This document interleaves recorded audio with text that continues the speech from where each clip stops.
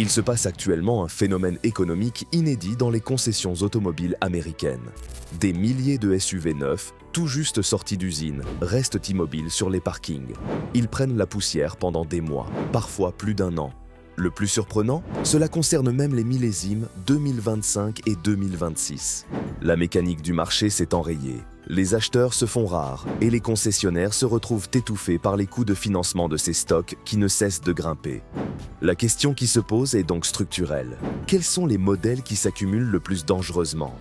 Aujourd'hui, nous passons en revue le top 15 des SUV invendables en nous basant sur le Market Day Supply, cet indicateur clé qui mesure le nombre de jours nécessaires pour écouler le stock au rythme actuel des ventes. Et vous allez le voir, certains noms dans cette liste, notamment le numéro 8, révèlent des failles surprenantes chez des constructeurs pourtant réputés intouchables. Numéro 15, Buick Enclave 2025, le pari raté du downsizing. On commence avec le SUV familial phare de Buick. Les données indiquent 181 jours de stock, avec plus de 13 000 véhicules immobilisés à travers les États-Unis. Ce chiffre est d'autant plus alarmant que l'Enclave 2025 a été entièrement repensée cette année. Buick a pris une décision stratégique qui semble aujourd'hui se retourner contre la marque. L'abandon du moteur V6, réputé pour sa souplesse, au profit d'un 4 cylindres turbo. Sur le papier, c'est une logique d'ingénierie moderne. Mais dans la réalité du marché, la clientèle cible ne s'y retrouve pas. Avec un prix moyen de 53 500 $, l'exigence de raffinement est élevée. Or, ce nouveau bloc moteur est critiqué pour son manque d'agrément et sa sonorité. Malgré les 328 chevaux annoncés, l'accélération est jugée molle, pénalisée par un temps de réponse du turbo très perceptible lors des reprises. Plus inquiétant encore, la fiabilité immédiate. Des propriétaires rapportent des pannes critiques sur des véhicules ayant à peine roulé. Un cas signale un arrêt complet du véhicule après seulement 14 jours suite à une fuite de transmission. D'autres évoquent des pannes totales après seulement 1000 km.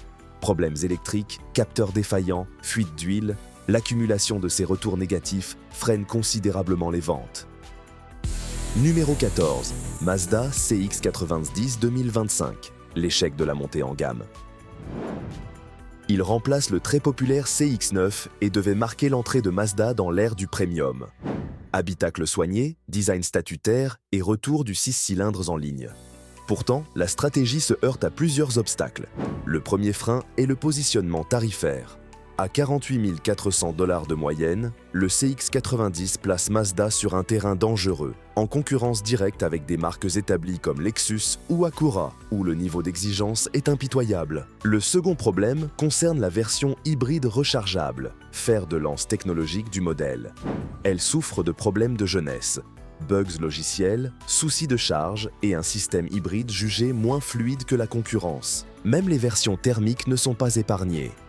Consumer Reports attribue au CX-90 une note de fiabilité désastreuse de 1 sur 5.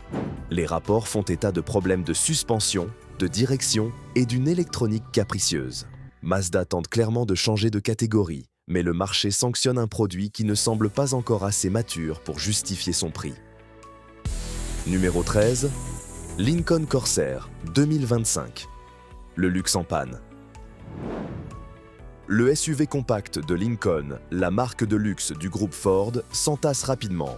On compte 199 jours de stock, soit près de 7 mois d'inventaire, avec 11 600 exemplaires en attente.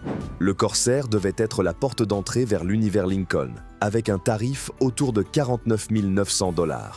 Mais ici, c'est la fiabilité qui pose un problème majeur. Les retours clients pointent des défaillances de transmission, des bugs électroniques, ainsi que des problèmes d'assemblage comme des bruits parasites et des fuites.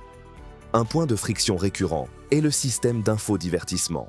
Pour un véhicule à vocation luxueuse, l'expérience utilisateur est décrite comme frustrante. Écrans qui mettent plusieurs minutes à s'allumer ou qui restent figés au démarrage, obligeant parfois à redémarrer le véhicule. À 50 000 $, la sanction est immédiate. Les acheteurs se tournent vers la concurrence. Le Lexus NX rassure par sa fiabilité, l'Acura RDX par sa construction et l'Audi Q3 par son image. Le Corsair peine à exister face à ses rivaux mieux armés. Numéro 12. Kia EV6 2025, l'électrique dans l'impasse. Le crossover électrique de Kia stagne avec 200 jours de stock et plus de 3200 unités en concession. C'est un retournement de situation brutal pour un modèle qui a été encensé par la presse et multiprimé à son lancement. Deux facteurs économiques expliquent ce blocage. D'abord, l'inflation du prix. Avec un tarif moyen de 49 200 $, le V6 a perdu son statut d'alternative abordable, notamment à cause des marges ajoutées par les concessionnaires au plus fort de la demande. Ensuite, la saturation concurrentielle. La Tesla Model Y domine le secteur et la Hyundai Ioniq 5, qui partage la même plateforme technique que la Kia, est souvent proposée à un tarif plus agressif. Prise en étau, le V6 voit ses ventes ralentir drastiquement. Numéro 11, Volvo XC90 2025, le géant technologique fragile. Le vaisseau amiral de Volvo affiche 201 jours de stock avec près de 17 000 exemplaires immobilisés. Le paradoxe est fort. Des clients déboursent en moyenne 71 000 $ pour ce SUV, pour se retrouver confrontés à des dysfonctionnements indignes de ce segment. Le talon d'Achille du XC90 réside dans sa technologie embarquée.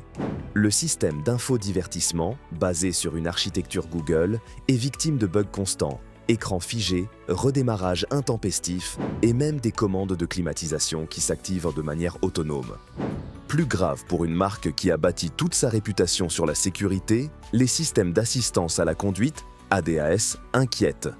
Des conducteurs rapportent des freinages fantômes, où le système d'évitement de collision se déclenche brutalement sans obstacle réel. Il est important de rappeler le contexte industriel. Bien que Volvo conserve son siège et son ingénierie en Suède, la marque appartient depuis 2010 au géant chinois Geely Holding. Une dynamique qui ajoute une couche de complexité à la perception de la marque sur le marché actuel. Numéro 10. Lincoln Nautilus 2025, le syndrome de l'habit neuf. Le SUV intermédiaire de Lincoln s'enlise avec 207 jours de stock, plus de 13 600 véhicules sans pile, faute d'acheteurs. Pourtant, le Nautilus a bénéficié d'une refonte complète pour 2024. Lincoln espérait un tournant stratégique grâce à un style modernisé, une mise à jour technologique et une nouvelle motorisation. Mais l'équation ne fonctionne pas sur le terrain. Le problème majeur réside dans la mécanique. Le nouveau 4 cylindres turbo de 2 litres développe 250 chevaux. Si cela paraît suffisant sur la fiche technique, la réalité physique est tout autre. Pour déplacer un SUV d'environ 2 tonnes, ce bloc est décrit comme sous-dimensionné. Les reprises manquent de vigueur et le temps de réponse du turbo crée un décalage frustrant lorsque le conducteur sollicite de la puissance. Vient ensuite la question de la valeur perçue. Avec un prix moyen de 63 000 $, le Nautilus se positionne haut. Pour beaucoup de clients, l'impression dominante est de payer le prix fort pour un véhicule qui reste techniquement très proche d'un modèle généraliste. Et ils n'ont pas tort. Le Nautilus partage sa plateforme avec le Ford Edge, une filiation que les acheteurs à ce niveau de prix finissent par sanctionner. Numéro 9. Land Rover Discovery Sport. Le mythe de l'aventure face à la réalité. Lui aussi reste immobile avec 211 jours de stock nécessaires pour l'écouler. À 53 000 $ de moyenne, on se situe sur un segment où le badge et la promesse d'aventure ne suffisent plus à masquer les défauts. Les critiques sont structurelles. La fiabilité est, comme souvent chez le constructeur, le premier point noir. Mais c'est le comportement routier qui déçoit. Le SUV est décrit comme lourd, sujet à un roulis excessif, offrant une dynamique de conduite datée. De plus, l'interface multimédia est jugée lente et pénible à l'usage, un défaut rédhibitoire aujourd'hui. Même la motorisation de base ne convainc pas. Le 4 cylindres turbo est souvent jugé anémique pour un véhicule de ce gabarit. Mais ce qui dissuade définitivement l'achat, c'est l'expérience de propriété. Coût d'entretien élevé, réparation onéreuse, fréquence des pannes. Le marketing vante une vie d'exploration et de raffinement britannique. Mais la réalité des propriétaires est faite d'allers-retours au garage et de factures salées. L'incertitude mécanique pèse trop lourd dans la balance. Numéro 8.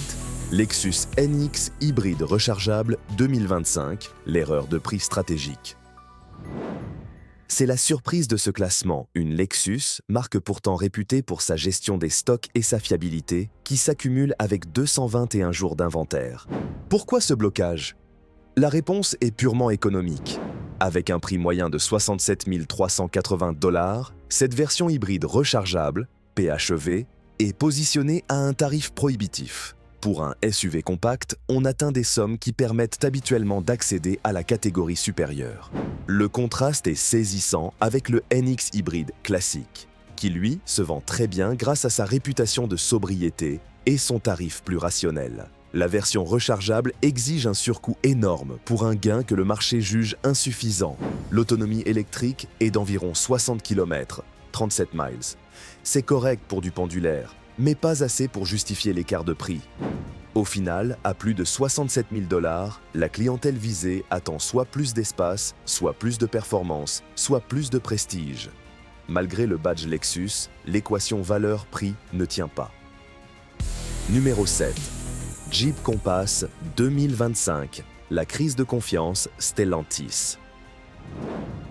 Ici, nous entrons au cœur des difficultés du groupe Stellantis. Le Compass affiche 222 jours de stock, avec un volume impressionnant de plus de 26 000 exemplaires qui dorment en concession à l'échelle nationale. Ce n'est pas qu'un problème de logistique, c'est une crise de réputation. La maison mère, Stellantis, traverse une zone de turbulence marquée par des rappels massifs. Le Compass est directement touché. Airbag, défauts logiciels, système d'alimentation en carburant, transmission. Sur les forums spécialisés, les témoignages sont inquiétants. On parle de véhicules qui calent sur l'autoroute, de pompes à carburant défaillantes ou de pannes électroniques immobilisantes. Face à 26 000 unités invendues, le réseau de concessionnaires est au pied du mur. Dans ce contexte, même des remises agressives ne suffisent plus à compenser la crainte d'un manque de fiabilité critique. Numéro 6. Jaguar F-Pace 2025. La fin d'une ère? Un modèle emblématique qui stagne avec 267 jours de stock. La situation du F-Pace est le symptôme d'un mal plus profond, l'effondrement de la marque Jaguar sur le marché américain. Les volumes de vente ont chuté drastiquement, passant de 40 000 unités en 2017 à moins de 10 000 en 2022. La marque semble se vider de sa substance. La fiabilité reste le talon d'Achille historique. Chaîne de distribution fragile, alternateurs défaillants, problèmes électriques multiples et système multimédia instable. Pour un SUV premium, la tolérance des clients est nulle. Mais un autre facteur anxiogène entre en jeu, l'avenir de la marque. Jaguar a annoncé une transition radicale vers le tout électrique, impliquant l'arrêt de sa gamme thermique actuelle. Pour un acheteur prêt à signer un chèque de 70 200 $, les questions sont légitimes. Quel sera le suivi en concession? Les pièces seront-elles disponibles dans 5 ans?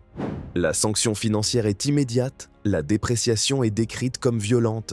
Le F-Pace perdrait entre 60 et 70% de sa valeur en 5 ans. Acheter ce véhicule aujourd'hui est perçu comme un risque financier que de moins en moins de clients osent prendre. Numéro 5. Maserati Grecale 2025, le pari du luxe risqué. La tentative de Maserati de s'imposer sur le marché des SUV compacts de luxe tourne au fiasco commercial. Le Grecale affiche 299 jours de stock. Concrètement, cela signifie que ces véhicules dorment en concession pendant près de 10 mois avant de trouver preneur. Le blocage est multifactoriel. D'abord, l'image de marque. Maserati traîne un lourd passif concernant la fiabilité et les coûts d'entretien. Or, avec un prix moyen de 82 400 $, le Grecale se positionne face à des références allemandes inébranlables. Porsche Macan, BMW X3 M40i ou Audi SQ5. Ses concurrents offrent des performances validées, une technologie mature et surtout une réassurance que l'italienne ne parvient pas à fournir. Ensuite, le contexte interne de Stellantis pèse lourd. Les ventes de Maserati ont chuté brutalement en 2024 et les rumeurs sur l'avenir de la marque au sein du groupe créent un climat d'incertitude. Pour un client prêt à investir plus de 80 000 $, le risque perçu, sur le suivi après-vente et la disponibilité des pièces, devient dissuasif. Enfin, la sanction économique finale, la décote. Maserati est cité parmi les marques subissant les dépréciations les plus violentes. Acheter un Grecale neuf est perçu comme une opération financièrement dangereuse, ce qui explique l'accumulation des stocks. Numéro 4. Alfa Romeo Stelvio 2025, la promesse non tenue. Avec 314 jours de stock, soit près de 11 mois d'inventaire immobile, le Stelvio illustre le fossé entre la promesse marketing et la réalité du marché. À 57 300 $ de moyenne, l'erreur n'est plus permise. Vendu comme le SUV des puristes, au tempérament italien, le Stelvio se heurte à une méfiance structurelle envers sa fiabilité. Les enquêtes placent régulièrement la marque en bas de classement avec des signalements récurrents sur l'électronique et la transmission. À ce niveau de prix, la clientèle ne pardonne pas l'approximation. S'ajoute à cela une crise d'identité liée, encore une fois, à l'appartenance au groupe Stellantis. Les difficultés financières du groupe nourrissent des craintes concrètes sur la pérennité du réseau. Face à cette incertitude, l'acheteur rationnel se replie vers les valeurs refuges du segment. BMW, Mercedes ou Audi, où la valeur de revente est protégée. Numéro 3, Jeep Grand Wagoneer 2025, l'hybrid tarifaire. On change ici d'échelle. Le Grand Wagoneer affiche 400 jours de stock, plus d'1 an et 1 mois d'immobilisation. Le prix moyen frôle les 100 000 $, 96 600 $ exactement.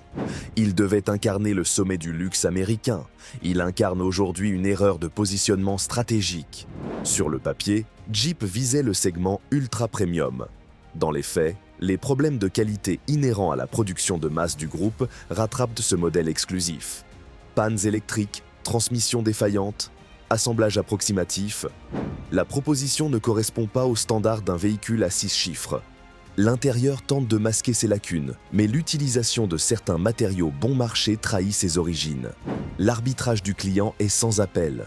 Pour 96 000 $, il peut accéder au prestige d'un Range Rover, d'un BMW X7 ou d'un Cadillac Escalade.